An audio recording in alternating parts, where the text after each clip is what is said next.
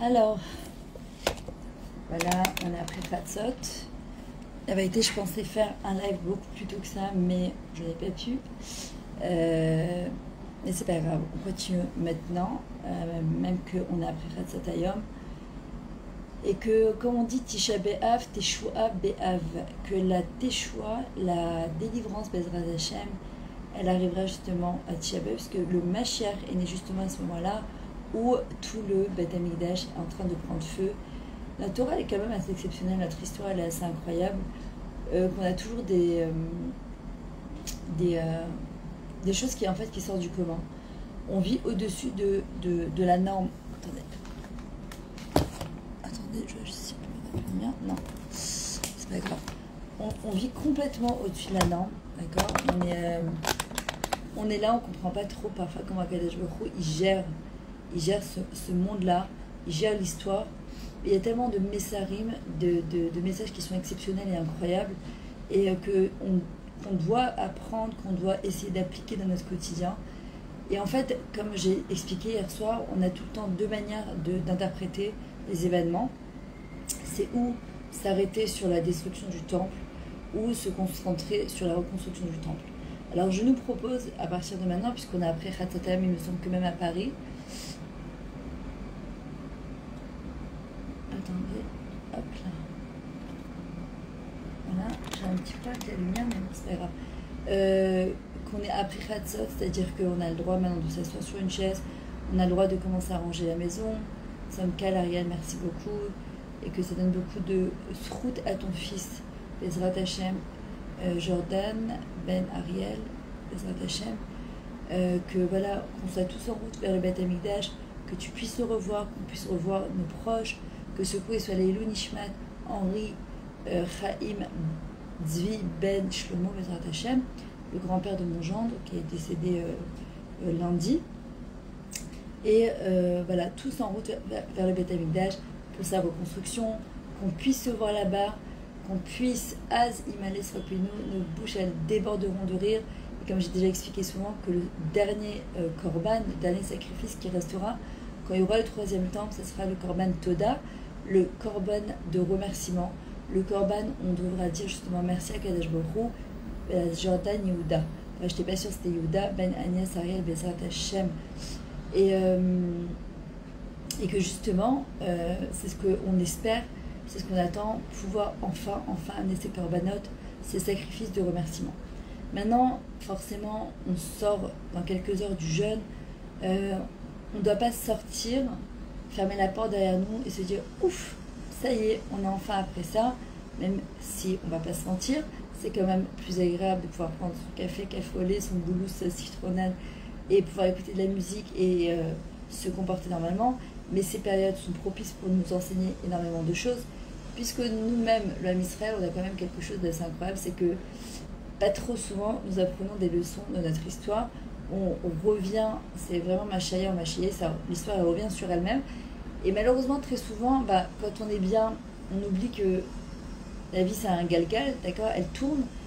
Et quand on est mal, on oublie aussi qu'on a été très bien et que Bezrat Hashem, la délivrance, elle est en chemin. Que lorsqu'on était en haut, Hashem était avec nous, mais on aurait eu tendance parfois à l'oublier.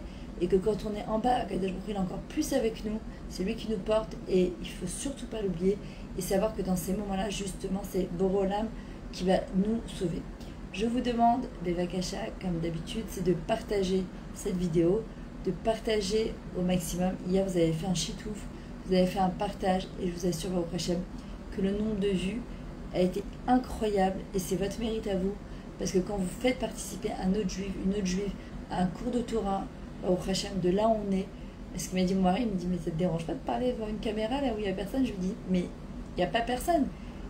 Moi, je sens l'interaction derrière l'écran, je sens que vous êtes là avec moi et je sais pas, moi je fais ce que j'ai à faire et puis après Hachem, c'est lui qui se débrouille pour pouvoir diffuser.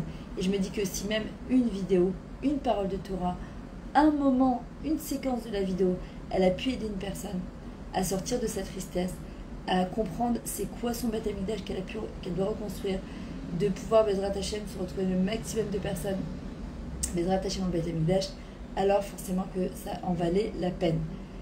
Je n'ai pas le droit de vous dire bonjour, mais je le pense, je fais un petit coucou de la main.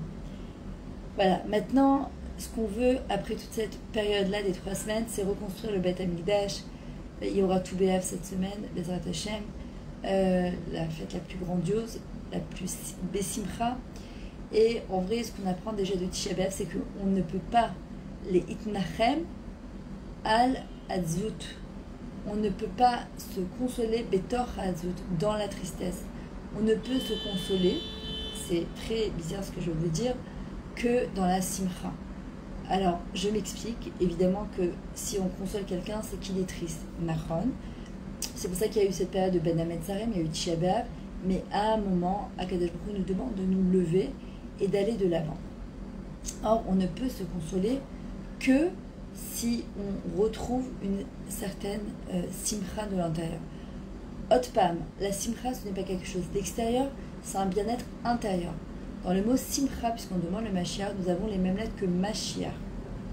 Le Mashiach est né justement à Tisha B'Av, au moment le pire, c'est-à-dire Chatzot Hayom, maintenant. D'accord? Et comme je vous ai dit au début du cours, Tisha B'Av, c'est Hachan Teshua B'Av. Akadosh Baruch Hu nous dit justement, on peut continuer à être des personnes joyeuses, qui passent une période difficile. On peut, quand on est en train d'accoucher, c'est la chose la plus merveilleuse au monde, et parfois la plus douloureuse au monde. Ça ne nous empêche pas de tenir bon, parce qu'on sait qu'au bout du compte, Bezrat Hashem, il va sortir un bébé. Et que alors, pour ce bébé, pour ce moment grandiose, ça en valait la peine. D'accord? Et en vrai, c'est ce qu'on doit comprendre. Que la nechama, la consolation, elle ne peut arriver que si, au fond de nous-mêmes, on a un certain bien-être. Il y a une reconstruction qui se fait. Sinon, il ne peut pas avoir de consolation. Il y a marqué dans les keynotes, Nachamu, Nachamu, Ami, consolez-moi, mon peuple. Al Naharot, Vavel, Gam Yashanu, Gam Yashanu, Gam Bachinu, Bezochen ou Etzion. Quand on était assis sur les fleuves de Babel, on pleurait. Pourquoi? Parce qu'on se rappelait de Tzion. Qu'est-ce qu'on se rappelait? Alors évidemment, il y a beaucoup de choses qu'on a perdues. Quelques points que j'ai relevés, que les Chachamim m'expliquent, il y a un ex, le Rav Pinkus. Il dit d'abord, on sentait la présence divine. Hachem, il était palpable dans chaque situation, à chaque seconde, à chaque moment. On avait une clarté de Emouna et de Bitachon qui était exceptionnelle. Les choses, elles étaient claires pour nous. On savait quel était notre rôle, notre mission de vie sur Terre. Le chesed, la bonté d'Hachem, elle était dévoilée en permanence. Quand on faisait une avéra, le soir même, on pouvait aller demander pardon, on amenait un korban et histoire, on ne dormait jamais avec une avéra dans les mains. Il y avait une siyata d'Ishmaïa, une aide du ciel qui était exceptionnelle et incroyable. Il y a encore beaucoup de choses qu'on a perdues et en fin de compte, on a envie de se poser la question, mais comment ils ont fait alors? Comment c'est possible avec tellement de choses si exceptionnelles qu'ils ont quand même trouvé le moyen de fauter? Parce que justement, parfois, trop de mamtakim, trop de douceur, trop de sucre, malheureusement, l'être humain il est fait ainsi, il oublie Hachem, il oublie la raison pourquoi il est venu sur Terre. On oublierait quel est notre rôle, qu'est-ce qu'Hachem il attend de nous. Et c'est pour ça que quand tout va bien, n'oublions jamais, là on va rentrer dans une période incroyable, depuis demain midi jusqu'à Bezrat Hashem, la période de fin de Sukkot, de fin de Tishri. Cette période elle est exceptionnelle, mamash exceptionnelle, et on doit prendre les notions de Tisha B'Av, ne pas rester dans la tristesse, mais se rappeler cette espèce de lourdeur qu'on n'a pas envie de revivre, et de se dire là on rentre dans une période de rachamim, de miséricorde, de proximité avec Hachem, où un Melech Bassadé, le roi il est dans les champs, et qu'en fin de compte ça va perdurer jusqu'à fin Sukkot, jusqu'à peu près mi-octobre comme ça. Il réalise que cette année ça tombe le 8 ou le 10 octobre, et où Akadosh Baruch Hu, il est là, on peut le toucher, on peut le ressentir, et c'est le moment de justement nous construire et se poser des vraies questions par rapport à notre mission de vie. Maintenant, on avait expliqué aussi hier que celui qui avait le srout, parce que c'est pas tout le monde qui a le mérite de l'It'abel à l'Yerushalayim, de porter le deuil sur Jérusalem, alors il aura le srout de le voir se reconstruire. Pourquoi il faudra un mérite particulier? Parce qu'il y a des gens qui ne le ressentent pas. Il y a des gens qui ne sont pas impliqués. Et justement, dans un de mes groupes, il y a quelqu'un qui a posé la question, il dit, si tu vois une personne manger le jour de Tisha B'Av, comment tu réagis? Moi, j'ai appris de Rabbi Levi Yitzhak Miberditchev, celles qui sont venues avec moi au Man, elles savent de qui je parle.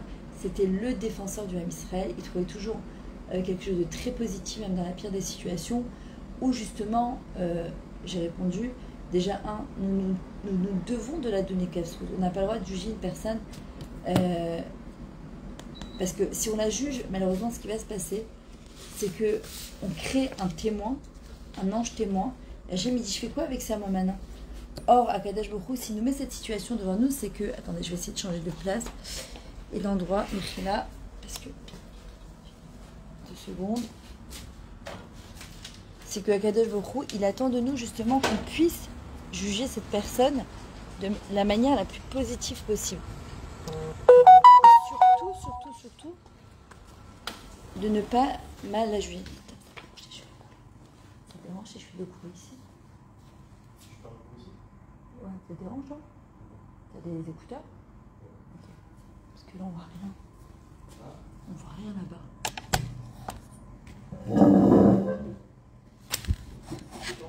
Hein? C'est comme chez toi. Ouais, t'es ici quand même. Voilà, excusez-moi, je suis revenue. Ah, je suis quand même un petit peu mieux ici. Et premièrement, c'est juger les caves zérout, c'est-à-dire les caves zérout, j'ai déjà expliqué en fait c'est quoi, pourquoi on utilise les caves zérout. Cave, c'est une cuillère en hébreu, de donner du mérite à la personne. En fait, c'est quoi? C'est quand, par exemple, mon fils ou ma fille, elle vient me dit, maman, dans le couscous, tu me mets que les pommes de terre et la viande, je vais prendre une louche et je vais sortir que ce qu'il y a de bon. Juger une personne positivement, favorablement, lui accorder le bénéfice du doute, c'est justement d'aller chercher dans cette situation qu'est-ce qu'il y a de positif. Si je ne vois pas, alors je ne la juge pas du tout. Déjà, on ne devrait pas avoir à juger. Deuxièmement, peut-être qu'elle a eu une autorisation médicale de jeûner. Troisièmement, peut-être qu'elle ne sait pas.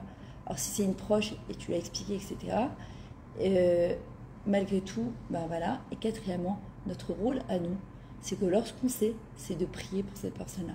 Hachem, il nous met cette situation en face de nous parce qu'il attend, c'est quoi Ahavat Chinam, aimer gratuitement l'autre. C'est que justement, alors c'est vrai que parfois, pourquoi ça nous énerve? Parce qu'on a de la peine. On a de la peine pour cette personne. Mais cette peine, si elle nous amène après à la sinat Chinam, à la haine gratuite, si cette peine, elle va nous amener à détester l'autre, à mal penser de l'autre, alors là, on n'est pas dans le bon derrière, dans la bonne direction du tout.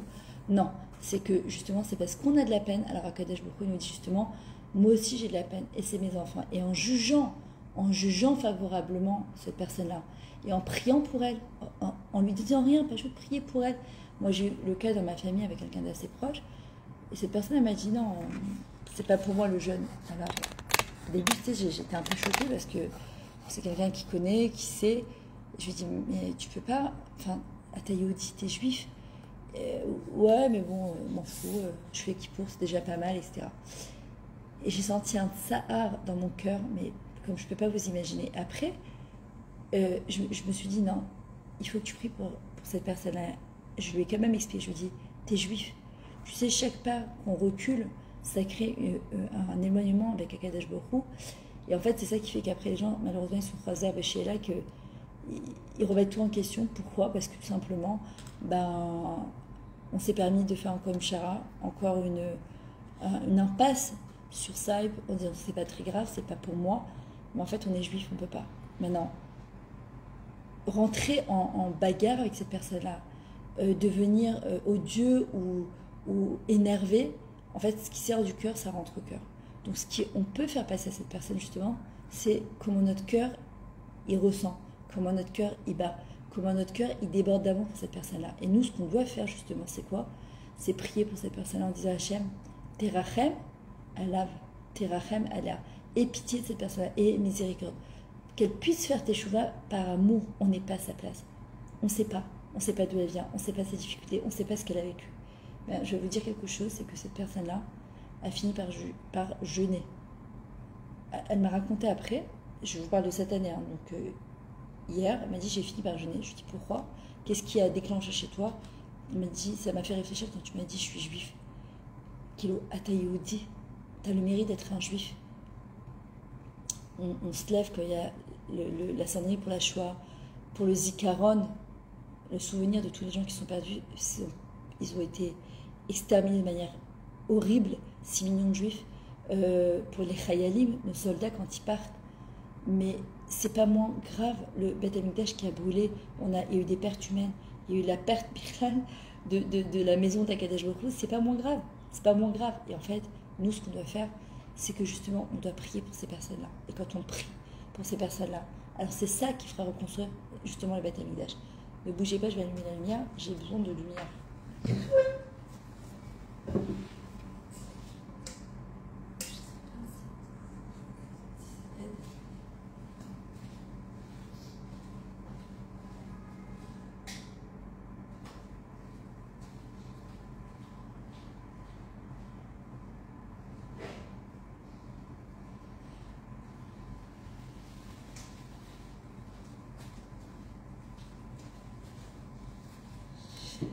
Voilà, je suis de retour.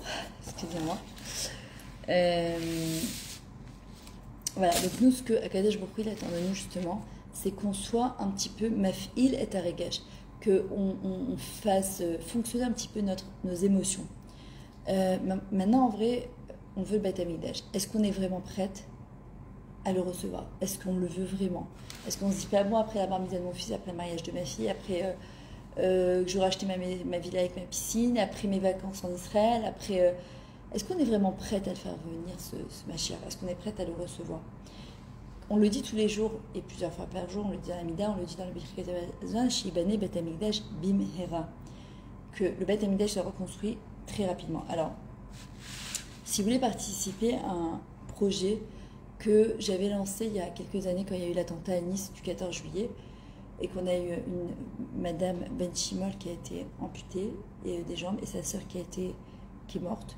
Je m'étais posé la question comment on peut faire pour faire avancer les choses, qu'on le veuille ou pas, on entend tellement de mauvaises nouvelles qu'on devient un moment addichin, c'est-à-dire qu'on devient laxiste. On s'habitue et on se dit mais qu'est-ce qu'on peut faire? Et en fait, Hachem, il nous réveille, il dit comment ça, qu'est-ce qu'on peut faire? On doit pouvoir faire quelque chose. Donc j'avais lancé ce projet, je vous invite à vous joindre de là où vous êtes, c'est pas important. Tous les jours à midi, heure israélienne, en fait, mettez votre réveil. Tous les jours à midi, on est un groupe de femmes, je ne sais même pas qui c'est qui est dedans ou pas, et c'est pas important. Celles qui veulent se joindre, elles peuvent se joindre. J'ai pas ouvert un groupe spécial pour ça.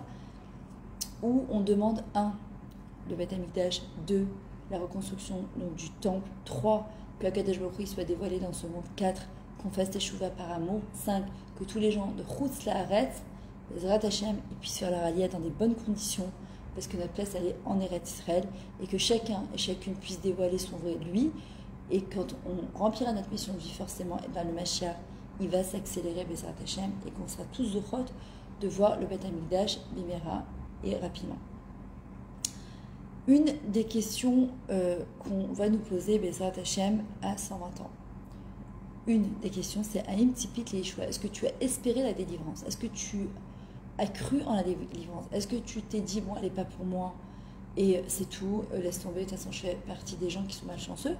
Ou bien je me dis que au contraire, j'attends de pied ferme, là Yeshua, on le dit dans la Mida, Yeshua Techa Kivti Hashem, on a attendu, on attend et on espère encore, parce qu'en vrai, la Yeshua et la Tikva, l'espoir et la délivrance sont que entre les mains d'Akadosh Baruch Hu. Et Hachem, il nous demande, est-ce que tu attends? Tu as envie de dire oui, mais en vrai, est-ce qu'on l'attend vraiment? C'est-à-dire que de dire à Hachem, en fait, il n'y a pas d'autre solution que tu nous délivres. Il faut que tu nous délivres. Il faut que tu nous délivres. On est tes enfants, stop, ça suffit. Et en vrai, c'est ce qu'il nous demande Akadosh Baruch Hu. Est-ce qu'on l'a attendu, cet Yeshua? On l'a voulu? Et c'est une des questions qu'on va nous demander à 120 ans. Mais c'est pas seulement les Yeshua du Beth Amikdash. Quand on est en galère, et Baruch Hashem, il ne nous en manque pas parfois, que ce soit avec le mari, que ce soit avec les enfants, que ce soit avec un problème de parnassa, un problème de santé, c'est de dire à Akadosh Baruch Hu, stop, j'attends ta Yeshua, il n'y a que toi qui peux me délivrer, en milvatra, et j'attends que tu me délivres. Hachem, il n'attend que ça. En le imana mina rachamim. On ne doit pas empêcher Hachem de rentrer dans nos vies et de nous délivrer. Quel est notre but sur terre en tant que juif, même en tant que briot olam, en tant que créature d'Akadosh Baruch Hu, c'est de dévoiler le nom d'Akadosh Baruch Hu dans ce monde-là. Comment? À travers notre comportement, de la manière dont on va se comporter. Et une des choses, entre autres, on voit ce qui se passe en Eretz Israël en ce moment, c'est une catastrophe, les réformes, les manifestations. Si entre nous, on n'est pas Béchalom, alors comment vous voulez que, avec les autres nations, on ait du Shalom? quand on va faire Kiddush Hashem, quand on va sanctifier le nom d'Hachem, en se comportant de manière droite, honnête, gentille, aimante, alors en se comportant de cette manière-là, forcément, on va faire venir le Mashiach. Hachem, c'est ce qu'il attend de nous.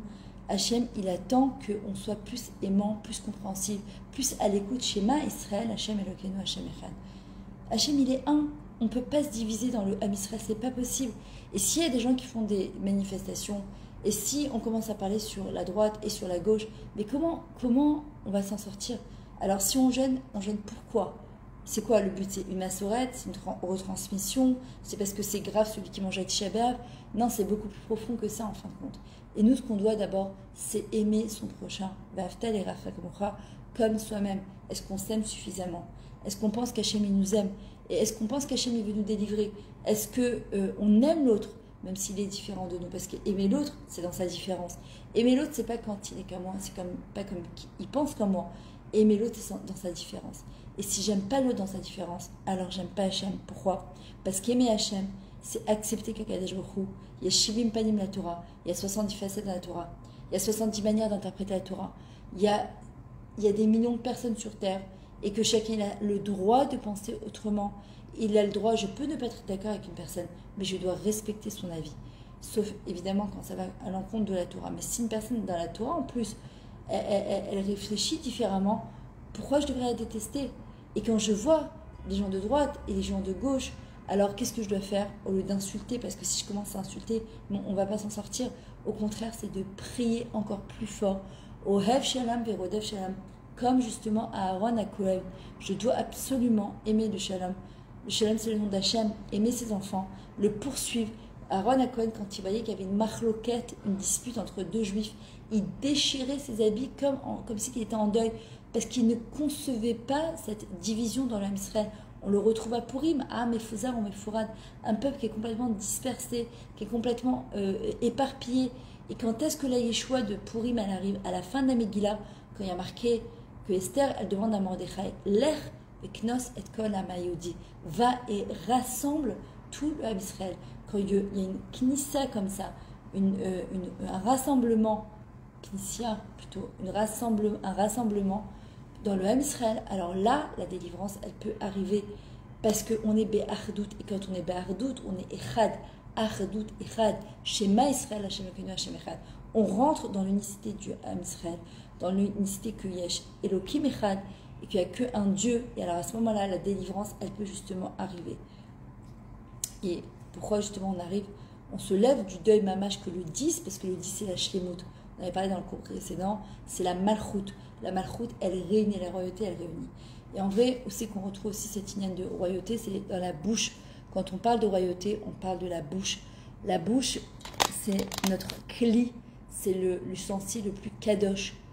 La différence entre un animal qui va selon ses pulsions, ses instincts, ses ta'avot, et un être humain qui va aussi selon ses pulsions, ses instincts, ses ta'avot, c'est qu'on nous apprend à maîtriser justement notre bouche. On nous apprend à maîtriser justement nos pulsions, nos instincts et nos ta'avot, nos plaisirs. Et que notre bouche, elle peut faire des miracles. Notre bouche, elle peut faire des choses exceptionnelles. J'avais expliqué pour Rabbi Meir ben Hanès que jusqu'à aujourd'hui, il a le mérite de pouvoir intervenir, de faire des miracles. Pourquoi? Parce qu'il avait fait de sa bouche un kli kadosh. Ce qui sortait de sa bouche, c'était tellement pur, c'était tellement droit, c'était tellement doux, c'était tellement gentil. Ce qui rentrait et ce qui sortait de sa bouche, il faisait attention au brachot, il faisait attention à ce qu'il disait, il faisait attention à ne jamais livgoa, de ne pas blesser une personne. Amen, amen, amen, Bezrat Hashem. Bezrat Hashem Miriam. D'accord? Et c'est ce qui nous demande à Akadosh Baruch Hu, c'est de prendre notre bouche et de l'utiliser, l'étova, pour le bien, be'ahavat rinam. D'accord?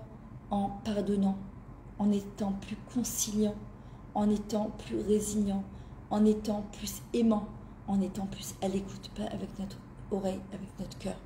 Chez chaque personne sur terre, chaque créature d'Hachem, et chaque Yehudi, il y a un cœur qui bat. Comme nous, notre cœur, il bat. Et à Kadesh Baruch Hu, il attend de nous qu'on entende ce qui se passe ici, là, à l'intérieur. À l'intérieur. Qu'on puisse être à l'écoute de l'autre. Pas avec nos oreilles, même sur des schémas Israël. Avec notre cœur. Avec notre cœur. d'entendre derrière parfois le comportement d'une personne, qu'est-ce qu'il a à nous dire. Peut-être qu'il est mal, et malheureusement, on a tendance tout de suite à juger une personne directement dans son extériorité. Hachem dit, je vous en supplie, prenez le temps, ne réagissez pas au quart de tour, prenez le temps de juger une personne, de ne pas la juger, mais de regarder une personne dans son intériorité. Elle a une partie de moi, Hachem nous dit. Elle a une échama qui vibre elle aussi. Elle a peut-être que des souffrances. Et à cause de ces souffrances, alors elle réagit comme ça, elle se comporte comme ça. Être associée à Kadesh Baruch Hu dans la reconstruction du temple, c'est aimer ses enfants de manière inconditionnelle. Évident, non. Difficile, oui. Mais faisable, oui aussi. On doit prier pour ça justement. Alors, Ishayahu, quand il dit Nachamu, Nachamu Ami, on demande de quelle manière on peut se consoler justement ce jour-là. Alors, il faut savoir que, justement, il nous dit que comme quand il y a du tov, du bon, tout vient d'Akadosh Baruch Hu, quand il y a du ra, même s'il n'y a pas de notion de ra, de mauvais chez Hachem, en fait, c'est du moutav, du bien, c'est pour le bien plutôt, alors ça aussi, ça vient d'Akadosh Baruch Hu. Et ce qui vient d'Hachem ne peut être que bien, même si il y a des choses qui nous dépassent complètement, qui nous font souffrir, qu'on ne voit pas tout le processus. Vous croyez que quand ils ont vu le Beth Amikdash, pourquoi en fait, quand on était là-bas et on s'est mis à pleurer, en fait on s'est dit, mais si on avait pleuré en temps et en heure, les choses elles auraient été différentes aujourd'hui. Le problème c'est que parfois on se laisse aller. On se dit que bah, demain ce sera différent, demain, je ne sais pas si dans le cours précédent, j'étais un peu fatiguée, je crois que je me suis même endormie en parlant, et ce que je dis à mon mari, je dis c'est bizarre parce que quand tu vois les constructions d'avant, à Rome, en Italie, à Paris, les pyramides d'Égypte, c'était du béton armé, c'était quelque chose de... Et pourtant, ils n'avaient pas toute la technologie qu'on a aujourd'hui. Il n'y avait pas de tracteur, il n'y avait pas de marteau-piqueur, il n'y avait pas tout ça. Et aujourd'hui, si vous faites attention, il y a les constructions d'aujourd'hui, ça n'a rien à voir. Les appareils ménagers d'aujourd'hui, tout est du rat-pami, tout est du jetable, tout est du... Ça ne tient pas à long terme. Et je me suis fait cette réflexion hier, et en fait, je me suis posé la question pourquoi. C'est ma tovana à moi, c'est ma conclusion à moi, elle veut ce qu'elle vaut, j'en sais rien. Mais je me suis dit qu'à l'époque, en fait, on se disait toujours que on avait tout le temps devant nous. D'ailleurs, le temps était long. Le temps était long. Ça prenait du temps, tout prenait du temps. Et on se disait que bon, la vie, elle était longue, et puis on se disait pas qu'il y avait un après la vie. Bon, on le savait, quoi, mais les journées, c'était des journées, c'était pas des secondes. Et les minutes, c'était pas des secondes, et les mois, c'était pas des journées. Et les années, c'était pas un jour ou un mois. Et en fait, aujourd'hui, tu te rends compte que le temps, il se compresse, en fait, comme une spirale comme ça, tu vois, qui nous échappe complètement.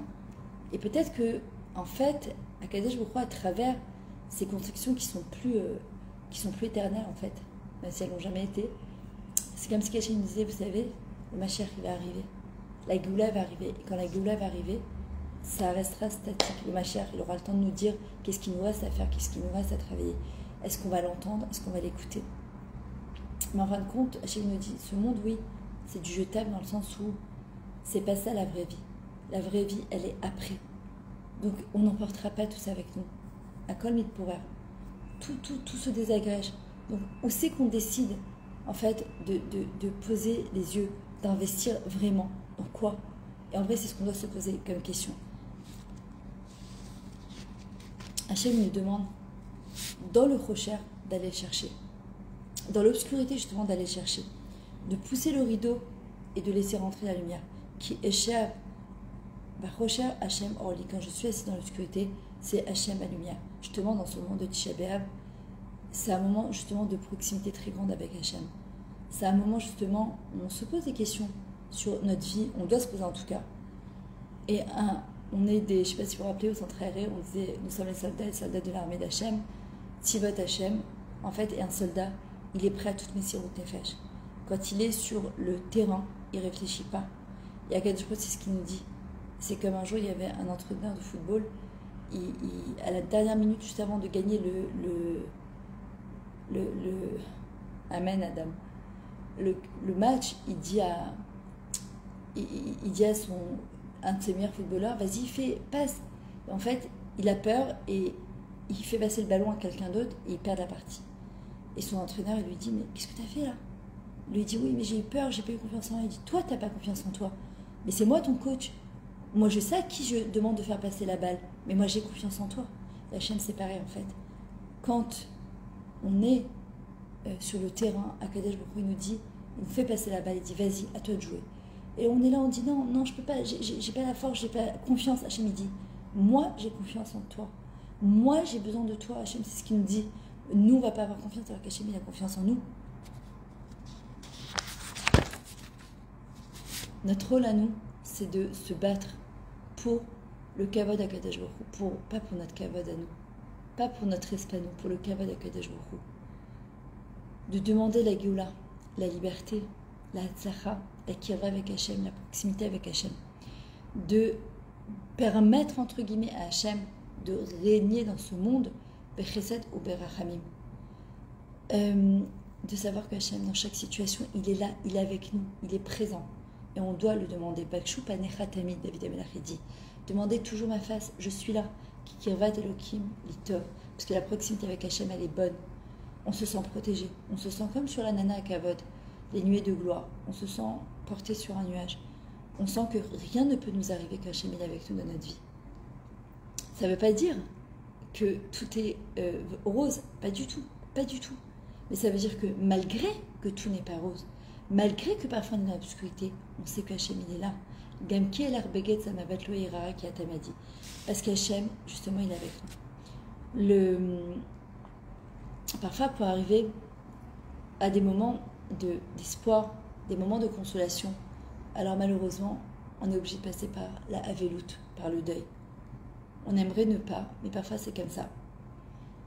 Et on voit que quand Rachel Imenu, elle pleure, Hachem, qu'est-ce qu'il lui dit? Minikolach mi bechi benach bedima ki yesh sachar lifolater. Hachem, il dit à Rachel Imenu, essuie tes larmes, évite à ta voix de pleurer. Pourquoi? Parce qu'il y a un salaire à tes actions. Yesh sachar lifolater. Il y a un salaire à tes actions.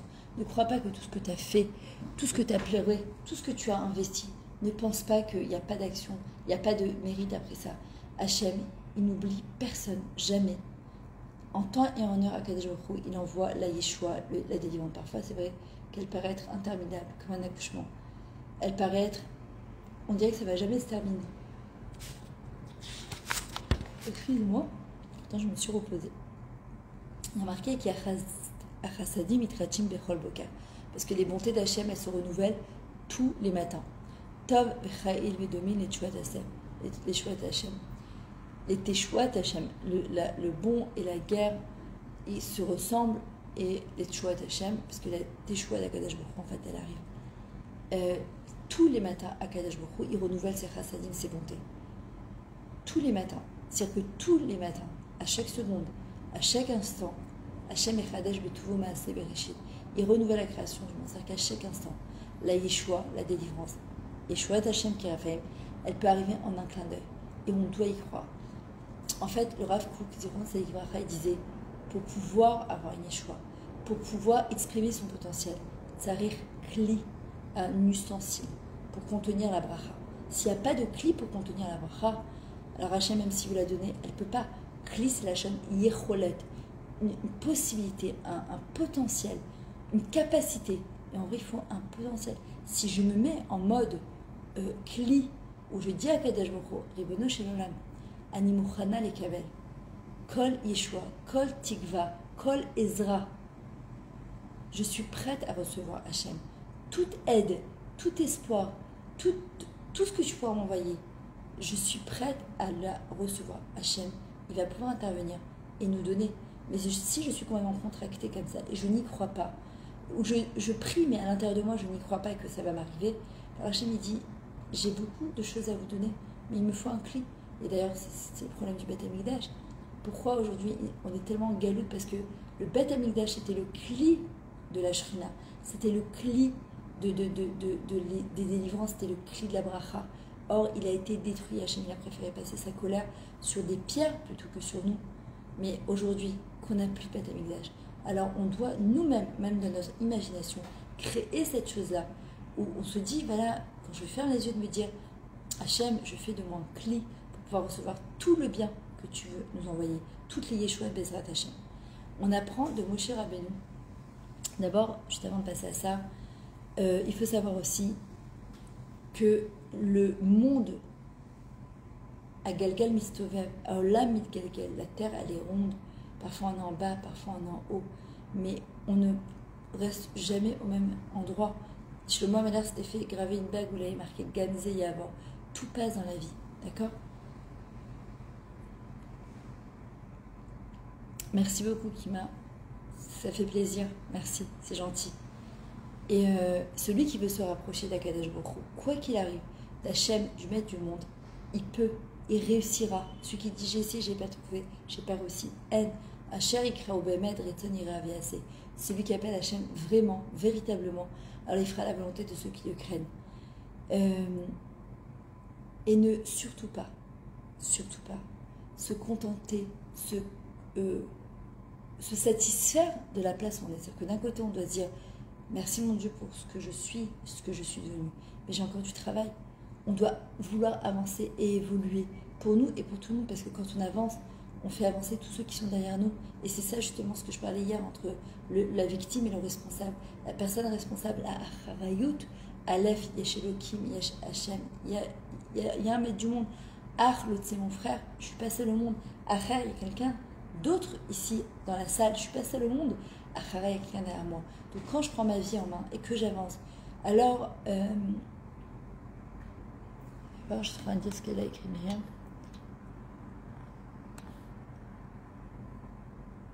Exactement. C'est vraiment partager selon nos possibilités, nos capacités. Hachem ne nous demande pas d'être comme Moshe Rabbeinu, nous demande avec nos possibilités, nos capacités, notre potentiel et nos talents, de pouvoir faire du bien autour de soi, parce que le monde, Olam Chesed Ibané, il sera reconstruit que par le Chesed. Et c'est vraiment ce qu'on doit se dire. Voilà, c'est ce que je disais, on doit être en même temps fier de ce qu'on est, ce qu'on est devenu. Parfois on n'est plus très fier et c'est le moment de changer.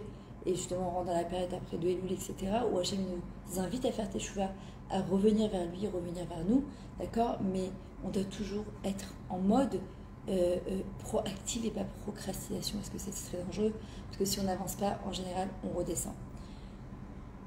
Maintenant, il faut savoir que le pleur, il est au-delà, d'accord, des mots. Parfois, un pleur qui vient du cœur, un pleur qui vient de... Ça peut être un pleur de joie ou un pleur de tristesse. Parfois, il exprime tellement, en fait. Parfois, il n'y a pas assez de mots, en fait, pour expliquer. Et c'est pour ça que Gam Bachinu et Zochenuation, c'est quand on a pleuré sur les fleuves de Bavel, parce que, en fait, on pouvait plus rien faire que de pleurer. Les mots, c'était pas suffisant. Et parfois, dans une très, très, très grande joie, d'ailleurs, c'est ce qui va se passer quand le Mashiach va arriver. Az Imales Rokpinu, Oshonenu Rina. Notre bouche, elle se remplira de rire, parce que le rire aussi, c'est une expression de la Neshama qui est exceptionnelle. On sait que ça guérit le rire, on sait que ça amène des délivrances, on sait que ça redonne le moral, et aux autres personnes aussi que c'est contagieux. Et en fin de compte, quand on rigolera, alors ça exprimera toutes on dit que toutes ces années de galoute, d'exil, elles seront effacées en un clin d'œil. Tellement on a souffert, Hachem, il nous récompensera encore plus, multiplié par je ne sais pas combien de joie. Je ne sais pas si on arrive à imaginer. Et cette joie, en fait, elle débordera de nos cœurs et de notre bouche. Ça sera un moment exceptionnel et on ne pourra pas l'exprimer avec des mots, mais simplement avec notre bouche qui déborderont de rire. Et on doit s'accrocher à ça. Maintenant, je vais terminer avec un point parce que je voudrais faire aussi cette vidéo en hébreu. Ne bougez pas, je vais juste descendre le masgan. Je suis gelée, désolée.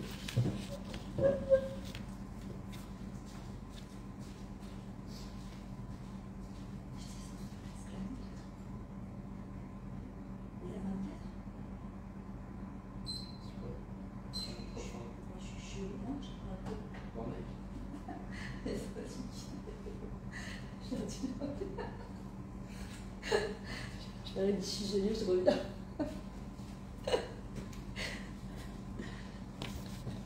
Et voilà, je suis revenue. Alors, on apprend de Moshe Rabbeinu lorsqu'il va faire une remontrance au Ham Israël. D'abord, il faut savoir continuer à partager Merci Patricia, merci beaucoup. Continuez à partager ce cours, parce que si ça vous donne à vous de l'espoir, sachez qu'il y a d'autres personnes qui ont aussi besoin de cet espoir-là. Moi, je suis qu'une shlicha d'Akadosh Baruch Hu, c'est lui qui me met les mots dans la bouche. Et Bezrat Hashem, si ça peut aider d'autres personnes, alors il faut partager. Alors, on apprend, puisque justement, on veut Avatrinam, on veut l'amour gratuit. Ça passe aussi par la manière dont on fait une remontrance à une personne. La différence entre une critique et une remontrance, la critique, il y a de l'ego, c'est toujours mélangé avec de l'ego. La remontrance, c'est vraiment, c'est parce que je t'aime que je te dis cette chose-là. Si je t'aimais pas, je ne te dirais pas cette chose-là. Mais il y a une manière de parler. On l'apprend de qui? De Moshe Rabbeinu. Moshe Rabbeinu, il dit quand on fait une remontrance, il faut faire absolument attention à ne jamais humilier une personne. Jamais. Même si c'est pour son bien. On n'humilie pas une personne. Quand une personne, les vazot et ben adam, d'humilier une personne que, c'est ce qu'on appelle halbanat panim, que le sang il lui monte à la tête, et quand le sang il monte à la tête, une personne elle peut en mourir, alors il faut comprendre une chose, que, bon, j'aime pas dire ça, mais en fait c'est comme tuer une personne, c'est être au ça. Alors oui, Nathalie, tu dis la remontrance, c'est quand même un conseil, effectivement, mais même quand on donne un conseil, on pense parfois savoir ce qui est bien pour la personne, mais on doit toujours se placer de manière humble en disant, regarde, si je peux me permettre, est-ce que d'abord tu es apte à écouter, à entendre, est-ce que je peux te dire quelque chose que je pense qui pourrait être bien favorable pour toi? Et ça peut être son mari ou ses enfants, ses gendres, ses belles-filles, une amie, c'est pas important, parce qu'en fait, qui sait réellement ce qui est bien pour la personne qui est en face? Les conseillers ne sont pas toujours les bons payeurs, d'accord? Les conseillers ne sont pas toujours les payeurs, d'accord? On ne sait pas en vrai, on ne sait pas qu'est-ce qui est parfois bien. Mais si on pense peut-être que ce qui est bien, c'est de prendre la personne à part, jamais devant tout le monde, et me dire, regarde, j'ai envie de parler, si c'est possible, je voudrais te dire quelque chose, vraiment, je pense que c'est pour ton bien, et de dire de manière adina, de demander à Hachem qu'il mette les mots dans la bouche, de prier avant, parce que parfois les personnes, elles sont qu'on a en face de nous, ça peut être nos enfants, nos maris, ils sont tellement sensibles. Parfois, ça peut être des étrangers, ils sont tellement sensibles. Il y a une réguichoute à l'intérieur, il y a un cœur, et aussi, ils peuvent ressentir des choses. C'est parce que je pense que c'est bien pour la personne que ça me permet de dire la chose comme j'ai envie. La bicorette, ça vient du mot la critique, kéver. On enterre les gens. Enfin, je dis, non, mais c'est pourtant la critique soi-disant constructive. La remontrance, alors que Rabbi Akiva il disait déjà à son époque, il y a plus de 2000 ans, je n'ai pas trouvé quelqu'un qui est apte à faire une remontrance à son époque. Imaginez-nous aujourd'hui, où les gens sont à fleur de peau, les gens sont sensibles, les gens sont perdus, les gens sont éprouvés. Donc, quand je veux dire quelque chose, d'abord, je dois me poser la question, est-ce que Béhémet, dans mon cœur, animer les hâtes à Avatrina, Béhémet, que je suis plein d'amour gratuit pour cette personne-là, Béhémet, que c'est pour son bien, elle, si je sens qu'il y a une petite pointe de vaut mieux ne rien dire, en tout cas pas pour le moment, jusqu'à que Béhémet soit complètement nettoyé. Et demander à Hachem, est-ce que Béhémet, je suis apte, moi, à donner ce conseil-là, vraiment? Et si je pense que oui, alors oui, évidemment qu'il faut le dire. Parce qu'il y a une autre chose, un point qui nous apprend Moshe Rabbeinu. Est-ce que la personne, elle va écouter ce que tu as à lui dire? Moi, je l'ai expliqué la dernière fois, ça m'est arrivé avec mon grand. Alors que, bon, Hachem, je ne me prends pas souvent la tête avec mes enfants, grâce à Dieu, mais bon, ça arrive. On est des êtres humains. Et je me suis un petit peu mise en colère sur ce que je déteste. C'était justifié, mais rien n'est justifié. C'était explicable, mais pas justifié, pardon. Bon, après, il est venu, lui aussi s'est excusé. Je me suis aussi excusée. Et en fait, il m'a dit, tu sais, quand tu me criais ce matin, en fait, il était en retard pour le travail. Et en fait, je lui ai dit, je m'en fous que tu es en retard pour le travail. Et je veux que tu m'entendes et je veux que tu m'écoutes. Il m'a dit, tu sais, je suis arrivée en retard pour le travail et je n'ai rien entendu de ce que tu m'as dit. Je vous cache pas que sur le moment, j'avais envie encore plus de m'énerver. Et en fait, je me suis dit, Myriam, tais-toi. Il s'est excusé, entends ce qu'il a à dire, parce qu'en fin de compte, c'est pas se défouler, c'est pas dire ce que j'ai à dire quand moi j'ai envie de le dire, mais le but aussi, c'est qu'il entende ce que j'ai à dire. Et une personne, elle peut entendre ce que j'ai à dire que si c'est un moment calme. Si je suis énervée, ça ne passe pas, ça ne peut pas passer. Et c'est exactement ce qui s'est passé. Donc, mon cher Rabbeinu nous apprend, quand on va faire une remontrance à quelqu'un, le but, c'est pas de lui jeter ce qu'on appelle une bombe atomique dans la tête et de partir. C'est d'être sûr que la personne, elle va être capable d'entendre, elle peut entendre. Parfois, il faut le faire, ce qu'on appelle les taf-taf, c'est du goutte à goutte, l'amener à entendre aussi. C'est toute une omanoute, c'est tout un art, c'est toute une intelligence émotionnelle, d'accord? D'ailleurs, j'ai un atelier sur ça qui est en vente sur ma chaîne YouTube qui s'appelle Comment gérer ses émotions selon les télim de David Amer, incroyable, d'accord? Sur les émotions, c'est hyper important d'apprendre à gérer justement ces émotions. Comment on doit apprendre à dire quelque chose à quelqu'un, même si c'est pour son bien, comme la voix du chauffard. La voix du chauffard, pourquoi elle m'éragèche à nous? Ça nous émeut à ce point-là. Parce qu'en fait, c'est le but, quand on sonne du chauffard, c'est de réveiller l'être humain. Malécha Tamiatam. Mon fils, Hachem me dit, ma fille, mais qu'est-ce que tu dors? Ce monde, il n'est pas éternel. L'autre monde, il est éternel. Je sais que tu veux profiter de la vie. Mais il y a une très belle vie qui t'attend. Donc, essaye de te rapprocher de moi. Essaye de te rapprocher de toi. C'est les horaires à ta manadam. D'accord? C'est le réveiller au plus profond de ses entrailles. Ça n'échama de manière douce, comme un gémissement. Le son du chauffard, il est tout.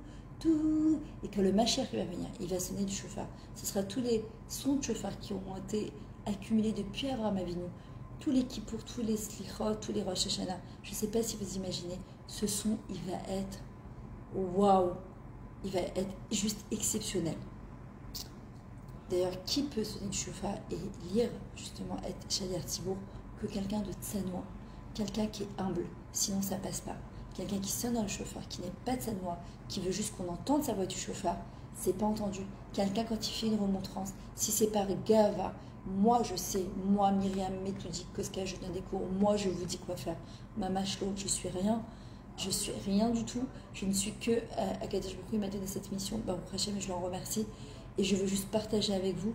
Je gagne rien financièrement, je gagne rien au niveau de mon temps, je gagne juste à partager avec mes frères et mes sœurs un moment qui est incroyable, et que si ça peut vous faire du bien, alors j'ai tout gagné, tout simplement. Vatrinam, aimer gratuitement, c'est quoi? C'est aimer l'autre, l'ifne mishurat adin. C'est-à-dire qu'on juge selon le din, et c'est pour ça que le Beth Amikdash a été détruit.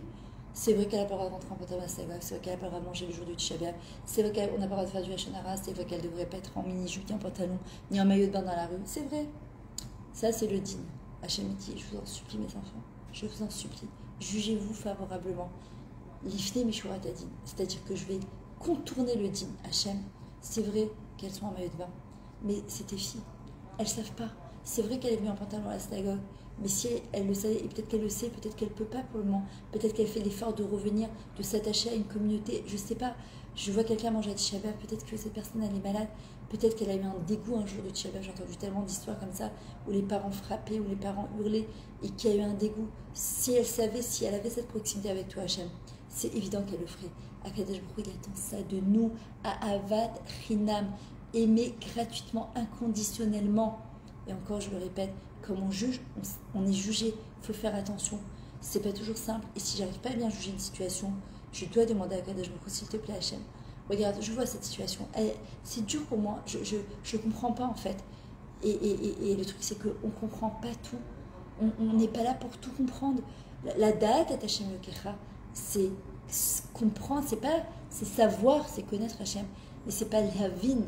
On ne comprend pas tout, il y a des choses qu'on ne comprendra qu'à 120 ans, Bezrat Hachem.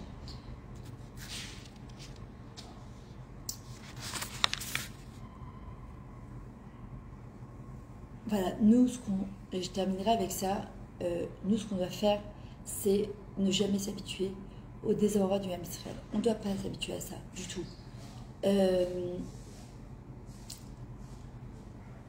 On n'a pas le temps de se retourner, on entend encore une mauvaise nouvelle. Avant, on doit se demander comment on peut faire pour tempérer ces choses-là, comment on peut faire pour amener plus de tov dans le monde, comment on peut faire pour être juste l'associé d'Akadosh Baruch Hu dans ce monde. Alors, je termine avec ce petit point-là. De quelle manière on peut faire venir la Géoula?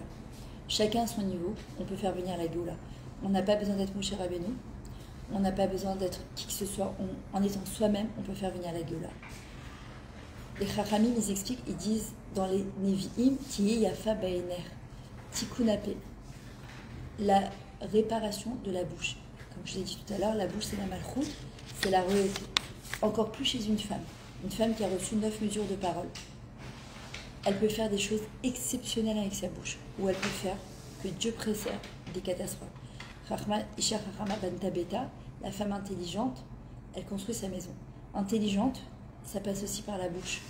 D'accord? De savoir quand parler, quand se taire, quand prendre sur soi, quand s'expliquer.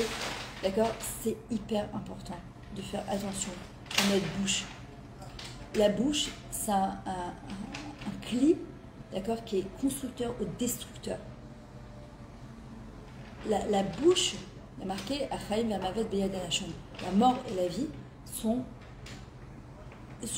dans le pouvoir de la langue. Quand on te dit tourne ta langue cette fois avant de parler, pourquoi?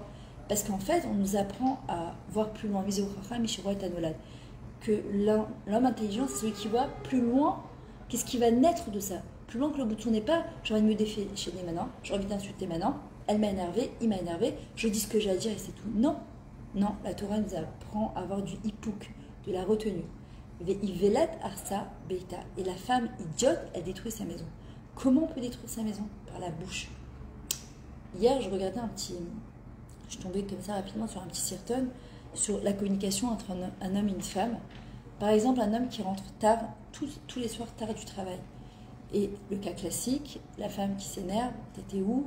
Je t'attends, j'en ai marre, ton travail il passe avant tout le monde, tes amis passent avant tout le monde, tes parents ils passent avant tout le monde, tout passe avant tout le monde, sauf moi, donc en fait tu ne m'aimes pas, je suis pas assez importante à tes yeux, etc.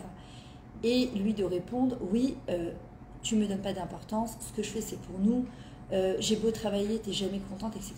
Et ils vont voir un conseiller conjugal. En fait, il leur explique que communiquer, en fait, c'est communion, communiquer. Le but, c'est de unifier deux personnes.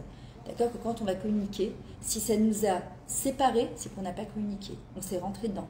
On a utilisé des armes et on s'est tiré dessus. Si après une communication qui a été non violente, justement, qui a été constructive, on s'est rapproché, c'est qu'on a bien communiqué. Comment on communique de manière positive, justement, en exprimant ses propres besoins et en n'accusant pas l'autre. Et en fait, le conseiller dit à la femme, exprime à ton mari ce que tu as besoin. Et là, elle commence à lui dire, j'ai besoin de passer plus de temps avec toi. J'ai besoin de sentir que je suis plus importante pour toi. J'ai besoin de savoir que je suis ta priorité. J'ai besoin de... Et là, il entend, il la regarde, il entend un autre discours. Vous comprenez? Il entend un autre discours. Il n'entend pas une femme accusatrice, il n'entend pas une femme qui est en train de lui taper dessus, que l'homme échané les efforts qu'il fera, il sera tapé dessus. Qui est Yafar ben Necha, d'accord? Que être belle aux yeux, à tes yeux et aussi aux yeux de l'autre. Et après, il demande au mari, il dit, et toi, exprime ce que tu es. Il lui dit, j'ai besoin de ton soutien. C'est dur le travail que je fais. Je le fais pour nous. Je le fais pour pouvoir te gâter. Je le fais pour pouvoir qu'on prenne ensuite des vacances. J'ai besoin de tmicha, de soutien. J'ai besoin de savoir que ma femme, elle me comprend. Et en fait, après, évidemment, on donne des solutions à ça. Mais en fait, comment communiquer avec sa bouche de manière à créer une ambiance qui soit plus aimante, à avatrinam, plus constructive et pas destructive. D'accord? Notre bouche, c'est un cli exceptionnel. On peut faire des merveilles avec la femme. D'ailleurs, le Rav Arush, il en parle. Il dit, qu'est-ce qu'on fait avec la bouche? On console, on dit des mots gentils, on prie, on encourage, on fait tellement de choses avec la bouche. On a reçu 9 mesures de parole, c'est pas pour rien. On peut faire venir la Géoula, Bisrot Hashem, Tzidkaniot, Nigalou Israël. Par le mérite des femmes, la Géoula va arriver. Pourquoi? Parce qu'avec notre bouche, on va pouvoir amener cette Géoula-là, parfois sans faire de remontrance, sans dire des mots blessants, sans étant en humiliant une personne. On n'a pas besoin de tout ça. Avec le koar, la force de la bouche, la tfila, on peut faire des choses exceptionnelles. Dans le mot d'ailleurs encourager, ce qui se dit en hébreu, les oded, idoud, ça s'écrit od, yad, donner la main à quelqu'un. Od, yad. Yad, yud, dalet, c'est la gématria 14. Et encore une main, ça fait 14, ça fait 28, c'est la gématria koar. On donne la force à quelqu'un d'avancer en l'encourageant, en le détruisant, en se moquant de lui, en mettant tout le temps le doigt sur ce qui ne va pas. Et on reconnaîtra que chez nous, les Français, on a été élevés comme ça, en disant à une personne, soi-disant qu'il peut mieux faire, donc on va mettre la lumière sur ce qui n'est pas bien, au lieu de mettre la lumière justement sur ce qui est bien, d'accord? Et on pense que la personne elle va donner le meilleur de elle-même, mais mamage pas du tout. Alors maintenant, évidemment, que le but, c'est pas de se retenir non plus et après d'être une bombe à retardement qui va exploser sur tout le monde, c'est pas ça. C'est d'apprendre justement. C'est pas à ne pas dire des. Faut pas dire du lachon hara, il faut pas dire du lachon hara. Non, c'est faire du lachon hatov. Vous savez, la Rabbi Timmet dit toujours, de la même manière qu'on aura des comptes à rendre sur le lachon hara, on a aussi des comptes à rendre sur le lachon hatov. Quand on peut faire un compliment à quelqu'un, lui redonner le sourire, la vie, parce que de dire un mot gentil à quelqu'un, c'est lui redonner la vie. Faire un sourire à quelqu'un, c'est lui redonner. S'il n'y a pas un plus grand chesed que de sourire à quelqu'un. Et si on a pu le faire et qu'on ne l'a pas fait par ego, parce que c'est que l'ego quand on ne le fait pas, oui, mais il m'a dit, mais il m'a fait, ça s'appelle se venger, d'accord? Hachem, il dit, mais tu te rends compte, tu aurais pu redonner la vie à cette personne-là, tu aurais pu lui remonter le moral, ça lui aurait donné du shalom bayit, ça l'aurait aidé dans sa parnassa, cet enfant, il aurait pu devenir quelqu'un, ça aurait pu devenir un talmid chacham, cette fille-là, elle aurait pu devenir tsanoua, juste en lui disant un mot gentil. La dernière fois, j'ai fait une afrachat rala, une kala, c'était à Tel Aviv, et à un moment, il y a la sœur de la kala, elle est venue me voir, et en fait, elle m'a dit, ça va, je suis tsanoua, et en fait, elle avait un chemisier blanc, et on voyait tout en dessous. Alors je lui ai dit, c'est mieux si tu peux mettre un débat. Elle m'a posé la question. Moi, j'aurais pas osé lui dire. On n'était qu'entre femmes en plus, c'est pas qu'il y avait des hommes. Je lui ai dit, si tu peux mettre un débardeur. Et puis elle est venue me voir après. Elle m'a dit là, je lui ai dit top, top. Comment Hachem il doit être fier de toi. D'accord? C'est pas si ah ouais super. Et on base l'histoire. Non. De la même manière que quand on va faire une remontrance à quelqu'un, parfois on est un peu hargneux, on n'est pas très gentil, on passe pas forcément ces mots. Au moins quand on va faire du lachon hatov, alors au moins la même manière, on va le faire de manière positive. D'accord? On va mettre l'accent dessus, on va mettre la lumière sur ça, en lui disant « Ouah, t'es au top, comment Hachem il t'aime, comment Hachem il est fier de toi. » D'accord? Lui remonter, lui donner envie de se rapprocher encore plus à Kadesh Baruch Hu. Bezochenu et Tzion, quand on a pleuré sur Tzion, en fait, c'est quoi? C'était un pleur, mitor ga'agouim. C'était des languissements de la proximité avec Kadesh Baruch Hu. On a perdu cette proximité avec Hachem, on essaie de la retrouver aujourd'hui. Donc c'est exactement ce qu'il faut faire aujourd'hui. Ce qu'on demande à Hachem quand il va nous reconstruire le Beth Amikdash, c'est quoi? C'est cette proximité, c'est l'enguissement qu'on a avec lui. Ça nous est tous arrivé, je suis sûre, d'avoir un moment avec Hachem, il est très très fort, très automatique, très puissant. Et en fait, à ce moment-là, il n'y a rien qui compte en fait. Tu peux donner à la personne la plus belle des villas avec la plus belle piscine. Il n'y a rien qui compte. Parce que cette proximité, elle n'est pas explicable de manière matérielle, ni avec des mots. C'est un ressenti spirituel qui est tellement incroyable. En fait, c'est ce qu'on a perdu. Et c'est ce qu'on demande à Hachem. Parce que si on a ça, alors on a tout. Donc c'est ce que David Ameller, il a fait. Docteur, je vous dis que j'ai terminé, mais j'arrive pas à terminer, mais il faut que je termine parce que j'ai plein de choses à faire. Quand dit Kol de Didofek, puis Trilé Achoti, quand Hachem il tape à la porte, il dit il y a une voix qui tape, je t'en prie, mais ouvre-moi la porte. Et parfois on est là, tu vois, il y a le soleil, il éclaire partout de la même manière, mais nous on a baissé le tris. Et après on se demande pourquoi on est dans l'obscurité totale. Hachem il dit ouvre la lumière de ton cœur, ouvre la lumière de ton esprit, laisse-moi rentrer à l'intérieur de ta vie. Et tu vas voir que ta vie elle sera différente. Et c'est ce qu'il dit David Ameller. Achat shalti met Hachem. Je demande une seule chose à Hachem. Shifti bevet Hachem kol yemechayel. Je ne demande pas qu'Hachem y rentre dans ma maison. Moi, je suis inscrit dans le palais du roi, dans le Beth Amikdash d'Akadosh Baruch Hu. Pas seulement dans le jardin, ni dans la maison d'Hachem, ni même dans le Echal, on fait le Shema Israël, dans le Kodesh Kodashim, dans le Saint des Saints où le Kohen Agadol, il a le droit d'entrer qu'une fois par an. Non, on peut y accéder tous les jours, à chaque seconde, à chaque instant, juste quand on pense à Hachem et quand on prie Hachem et quand on parle avec Akadosh Baruch Hu. Et en vrai, c'est ce qu'il dit David Ameller. Shifti bevet Hachem kol yemechayel, que j'ai ce mérite-là d'être assis dans la maison d'Hachem toute ma vie, parce que si j'ai ça, il manque quelque chose dans le palais du roi, il manque rien. En proximité avec Hachem, il manque quelque chose, il manque rien. Et nous, on demande plein de choses annexes, ça veut pas dire qu'on ne doit pas les demander, on doit les demander. Mais c'est ce qu'il dit David Ameller, ne vous éloignez pas de la chose la plus essentielle, c'est la proximité avec Hachem. Ou les vakar be'echalo, et de visiter son echal. J'avais entendu du Yoav Akrish, il dit, mais pourquoi les vakar be'echalo? Pourquoi, si je suis assis dans le palais du roi, alors qu'est-ce que j'ai besoin d'aller visiter son palais puisque je suis déjà dedans? Il dit oui, mais en vrai c'est ce qu'il dit David Ameller. Il dit malheureusement, l'être humain il est comme ça. Dans chaque belle chose, même la plus belle, on s'habitue. la preuve, c'est que le Beth Amikdash, on s'est habitué à cette proximité. On s'est habitué à faire des korban. On faisait d'Averot, on allait voir le Kohen Agadol. Ça y est, c'était terminé. On s'est habitué à cette proximité avec Hachem. Et c'est ça qui nous a perdus. Alors, c'est ce qu'il dit David Amela. Même si je suis assis dans le palais du roi, je ne veux jamais m'habituer. Je veux toujours être comme quelqu'un qui est mévacaire. Quelqu'un qui vient comme dans un musée et qui est en hitpa'alout, qui est en extase devant ce qu'il découvre chaque fois. Kol pa'am chadash. Voilà. Je vous aime très fort. Somkal Vemoïl, Bezrat Hashem, qu'on aille toutes là dès maintenant en route vers la reconstruction du Beth Amikdash, Bezrat Hashem. Alors je vous le dis, je vais refaire un live en ivrite, d'accord? Celles qui ont envie d'apprendre l'hébreu, c'est le moment. Il sera plus court évidemment, mais je vais refaire un live en ivrite parce qu'il y en a qui me disent ah c'est en hébreu, je comprends pas, c'est pour ça que j'ai commencé en français. Je suis en Israël depuis tellement longtemps, donc maintenant je veux absolument partager ça aussi en hébreu, avec mon accent très très français, mais c'est pas grave. On est toutes le srout de se réaliser, de se dévoiler, d'avoir ça Yeshua, que la présence, le kavod Akadosh Baruch Hu soit dévoilé dans ce monde-là, qu'on soit toutes inscrits, qu'on ait toute notre pierre dans le Beth Amikdash et qu'on se retrouve très très rapidement avec tous ceux qui sont partis. À très bientôt et partagez ce cours Bezrat Hashem, que la fin du jeûne elle se passe très facilement et très rapidement. À bientôt et Shabbat Shalom.